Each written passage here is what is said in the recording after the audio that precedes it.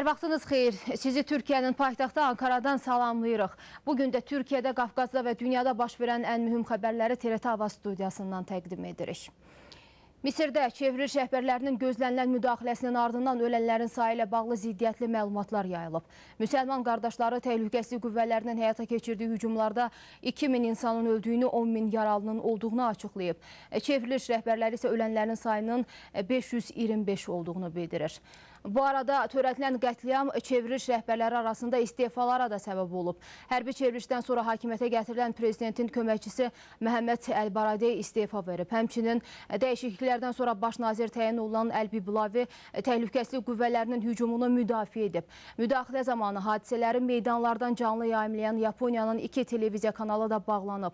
Hətta çevriliş tərəfdarları mətbuat nümayəndələrinə də atəş açmaqdan çəkinməyib. İngiltərə kanalı üçün çalışan bir operator və Birləşmiş Ərəb Əmirliklərinin qəzet jurnalisti həlak olub. Aralarında müsəlman qardaşlarının yüksək rütbəli rəsmiləri olmaqla yüzlərlə insan saxlanılıb. Qanlı müdaxilədən sonra Adəviyyə meydanı boşaldılıb və zorakılıq hadisələrindən sonra fövqəladə vəziyyət elan edilən Misirdə Qahirə, İskəndəriyyə və Suveyş kimi bir çox şəhərdə küçəyə çıxmaq qadağan olunub. Misir ordusu qadağanı pozanların sərt şəkildə cəzalandırılacağını açıqlayıb. Bu arada Türkiyə Prezidenti Abdullah Gül Misirdəki hadisələrə münasibət bildirib. Proseslərin gedişatının avtoritar bir rejimə apardığını bildirən Türkiyə Dövlət Partisi tərəflərin ortaq mövqeyə gəlməsini vacib hesab edib. Türk dili ölkələrin əməkdaşlıq şurasının zirvə toplantısında iştirak etmək üçün Azərbaycanda olan Prezident Abdullah Gül Misirdə təcili demokratik rejimin yaradılması və bütün partiyaların seçkidə iştirakı barədə çağırış edib. Türkiyə Dövlət Partisi Məhəmməd Mursi və digər rəsmilərin sərbəst buraxılmasının prosesə dəstək verə biləcəyini də vurğulayıb. Türkmənistan səfərindən öncə Misirdəki hadisələri dəyərləndirən Türkiyənin baş naziri Rəcəb Tayyib Ərdoğan da çevriliş rəhbərliyinin qətliam həyatı keçirdiyini bəyan edib. Həm dünya ölkələrini, həm də Misir müxalifətini tənqid edən Türkiyə hökumət başçısı ölkədə fövqəladə vəziyyətin elan edilməsinin həll yolu olmadığını deyib. Türkiyənin Xarici İşlər naziri Əhməd Davutoğlu isə hadisə ilə bağlı kritik telefon danışıqları aparıb. Amerika Birləşmiş Ştatlarının dövlət katibi John Kerry ilə görüşən Türkiyə Xarici Siyasət İdarəsinin rəhbəri hadisələrin böyüməsindən narahatlığını ifadə edib. Türk dili ölkələrin əməkdaşlıq şurasının Xarici İşlər Nazirləri səviyyəsində 3-cü zirvə toplantısı Azərbaycanın Qəbələ şəhərində keçirilib. Azərbaycan, Qazaxıstan, Qırğızıstan və Türkiyənin Xarici Siyasət İdarəsi rəhbərlərinin iştirak etdiyi iclasın əsas müzakirə mövzusu nəqliyyat sahəsində əməkdaşlıq olub. Türk dili ölkələrin əməkdaşlıq şurası Azərbaycanın Qəbələ şəhərində toplanıb. 3-cü zirvə toplantısında bugün Türkiyə, Azərbaycan, Qazaxıstan və Qırğızıstan Xarici İşlər Nazirləri bir araya gəlib. Sabah dövlət başçıları səviyyəsində davam edəcək zirvanın əsas müzakirə mövzusu nəqliyyat sektorunda yaradılacaq əməkdaşlıqdır. Pekini Londonda dəmir yolu ilə birləşdirəcək Bakı-Tiflis-Qars layihəsindəki son vəziyyət də prezidentlərin görüşündə müzakirə olunacaq. Xatırladaq ki, Türk dili ölkələrin əməkdaşlıq şurasının ötən il müxtəlif sahələrdə əməkdaşlığı nəzərdə tutan 20-dən çox toplantısı keçirilib. 4 liderin imzalaması ilə həmin iclaslarda qəbul olunan sənədlər təsdiqlənəcək. Türkiyənin baş naziri Rəcəb Tayyib Ərdoğanın Türkmənistana bir günlük işgüzar səfəri başlayıb. Türkiyə hökumət başçısının səfəri Türkmənistan prezidenti Qurbanqulu Berdiməhəmmədovun dəvəti ilə reallaşır. Səfər çərçivəsində Rəcəb Tayyib Ərdoğan Türkmənpaşa şəhərinə gedərək Xəzər sahilindəki Avaza bölgəsinə baş çəkəcək. Pilotsuz təyyarələrlə həyata keçirilən hava hücumları beynəlxalq hüquqa uyğun olmalıdır. Bunu BMT-nin baş katibi Pan Ki Mun bəyan edib. Pakistanın paytaxtı İslamabada səfəri çərçivəsində açıqlama verən BMT-nin baş katibi reydlər zamanı səhvlərə yol verilməməsi və yerli sakinlərin öldürülməməsi üçün ehtiyatlı davranmağı vacib hesab edib. Pan Ki Mun açıqlamasında xüsusilə Amerika Birləşmiş Ştatlar təyyarələrinin reydlərinə toxunmayıb. Xəbərləri davam etdiririk. Türkiyə astrofizika və kosmosda aparılan araşdırmalar sahəsində hər gün önəmli layihələrə imza atır. Bu ölkədə meteoritləri izləyən sahə yaradılır. İstanbul Universitetində bir müəllimin hazırladığı layihə ilə Türkiyənin 150 min kvadrat kilometrlik sahəsinə həssas kameralar quraşdırılacaq və bununla da meteoritlərin düşmə anı saniyə-saniyə yaddaşa köçürüləcək. Daha sonra bu nöqtələr 24 saat boyunca İstanbul Universitetində yaradılacaq müşahidə mərkəzlərində izlənəcək. Layihə artıq Türkiyə Fəza və Elmi Tədqiqat Araşdırma Mərkəzinin dəstəyini qazanıb. Qeyd edək ki, Çanakkale'də ötən həftə baş verən meşə yanğınlarına bir göy daşının səbəb olduğu ehtimal olunur. Yaradılacaq göydaşı müşahidə mərkəzi ilə elə yanğınların da qarşısı alınacaq. Dünya mədəniyyəti Türkiyədə keçirilən Beynəlxalq Xalq Rəqsləri Festivalında bir araya gəlib. Canımızla bağlıyıq, bu torpağa bu elə sıralanıb dağ kimi. Türkiyənin Qaradəniz sahillərindəki Samsun bu il 32-ci Beynəlxalq Xalq Rəqsləri Festivalına ev sahibliyi edir. Mədəniyyətlərin qarışdığı festivala 15 ölkənin 450 rəqs ustasının ifası rəng qatıb.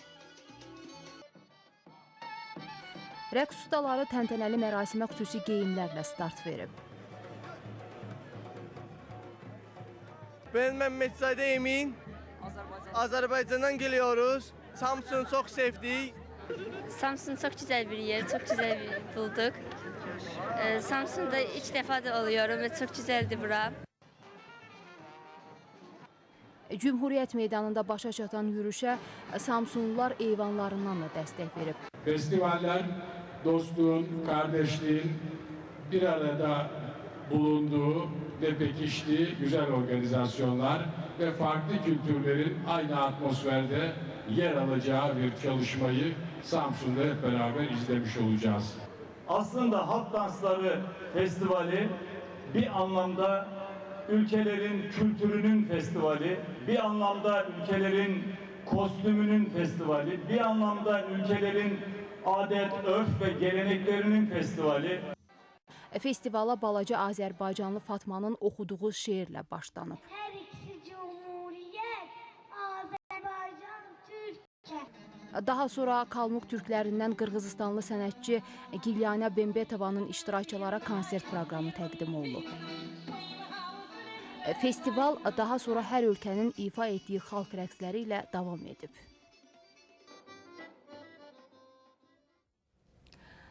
Dünyanın 7 möcüzəsindən sayılan və Artemis məbədinin də yerləşdiyi Türkiyənin turizm bölgəsi Efes antik şəhərdə ziyarətçi axını davam edir. İzmirin Səlcuq bölgəsindəki antik şəhəri bu ilin 6 ayında təxminən 780 min insanı gəzib. Roma imperiyası vaxtı Asiya əyalətinə paytaxtlıq edən Efes antik şəhərinin yalnız kiçik bir hissəsi abad vəziyyətdədir. Bununla belə şəhər bugün ən azı 15 min insanı çox rahatlıqla qəbul edə bilir. Tarixi neolit dövrünə qədər gedib çıxan Efes antik şəhərini bu ilin ilk yarısında 779.520 nəfər ziyarət edib. Celsius kitabxanası, teatr və yamaç evlər qədim şəhərdə ən çox ziyarət olunan yerlərdir. Efes antik şəhəri UNESCO-nun maddi mədəniyyət irsi siyahısına da namizəd göstəriləcək. Türkiyənin ən önəmli turizm mərkəzlərindən olan Dənizli vilayətindəki Pamukkale təbii gözəllikləri ilə yanaşı Hierapolis antik şəhərinə də ev sahibliyi edir. Bölgədə aparılan qazıntı işləri zamanı qədim dövrlərə aid Pluto qapısı adlandırılan tarixi tikinti aşkarlanıb. Qədim əsərlərdə Pluto qapısı mifologiyada yer altına açılan qapı kimi qəbul edilir.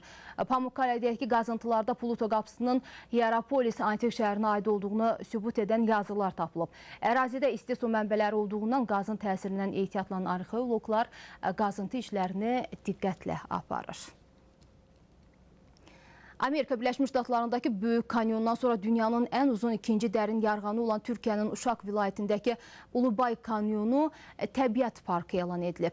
75 kilometr uzunluğundakı kanyon bölgəyə gələnlərin ən çox ziyarət etdiyi yerlərdəndir. Yaxın vaxtlara qədər bölgədə yaşayanlar bu gözəlliyin fərqində belə olmayıb. Təbiət sevərlərinin səyləri nəticəsində dünyanın ikinci böyük yarğanı gəzməli yerlərin sırasına daxil olub. 75 kilometr uzunluğu ilə Uşaqdakı Ulubey kanyonu Amerika Birləşmiş Ştatlarının Böyük Kanyonundan sonra dünyanın ikinci ən böyük dərin yarğanı adını alıb. Zəngin mədəniyyətə malik Cilandras körpüsü 2500 ildir ki, hələ də qədimliyini saxlayır. Ziyarətçilər Ulubey kanyonunun bənzənsir mənzərəsini də elə həmin körpüdən izləyir. Hər il milyonlarla turisti qəbul edən Amerikadakı Böyük Kanyon kimi Uşaq Ulubəy Kanyonunun da turizm bölgəsinə çevrilməsi planlaşdırılır. Uşaqdan 29 kilometr uzaqlıqda yerləşən uzun yarğanın tanıdılması üçün hər ilin mayında burada festivallar da təşkil edilir. Taxta maşınlar yarışdı. İzləyənlər isə unudulmaz anlar yaşayıb. Türkiyənin Qaradənizdəki liman şəhərlərindən olan Trabzonda taxta maşın yarışı təşkil olunub. Əslində heç də fərqlənməyən maşınlar yarışması həm də mübahisələrlə dolu olub. Trabzonun Çarşıbaşı bölgəsində keçirilən yarışdan öncə ciddi yoxlanılan maşınların ehtiyat təkərləri də diqqətdən yayınmayıb. Başlanğıcda səhnəyə çıxan 15 maşın birincilik əldə etmək üçün hünərlərini nümayiş etdirib. Bəziləri düzgün dönmə hərəkətləri yerinə yetirə bilməyib, bəziləri isə həmin anı əbədiləşdirməyə cəhd göstərib. Yarışın sonunda yaddaşlarda qalan isə unudulmaz anlar olub. Növbəti xəbərimiz istirahət planlarını hələ də təxirə salanlar üçün daha çox maraqlı olacaq. İnsanı heyran edən möhtəşəm mənzərələr təbiət sevərləri gözləyir. Şəhər həyatından uzaqlaşmaq istəyənlərin ən çox sevdiyi yerdir. Şərqi Qaradəniz yaylaları. Ramazanın bitməsi ilə şənliklərə ev sahibliyi edən yaylalar alternativ tətil etmək şansı verir. Bənzərsiz mənzərəsi və təmiz havası ilə sanki cənnəti xatırladan Qaradəniz yaylaları dünyada tayı bərabərinə rast gəlinən az yerlərdən sayılır. Alternativ tətil üçün ideal imkan olan yaylalarda yaşılın hər tonunu özündə əks etdirən dağları, min bir dərdə dərman bitkiləri, həmçinin dənizi xatırladan dumanı ilə görənləri heyran edir. Şənliklərlə bəzəyən yaylalar turistlərin də imtina edə bilməyəcəyi ərazilərdəndir. Bol oksigen, hər tərəfi örtən şəfalı otlar və şəhər stresindən uzaq, ucu bucağı olmayan sahələr. Bütün bunlar da Şərqi Qaradəniz yaylalarının gözəllikləri sırasındadır. Əl dəyməmiş təbiəti ilə istəyənlərə hüzurlu tətil şansı da verir bu yaylalar.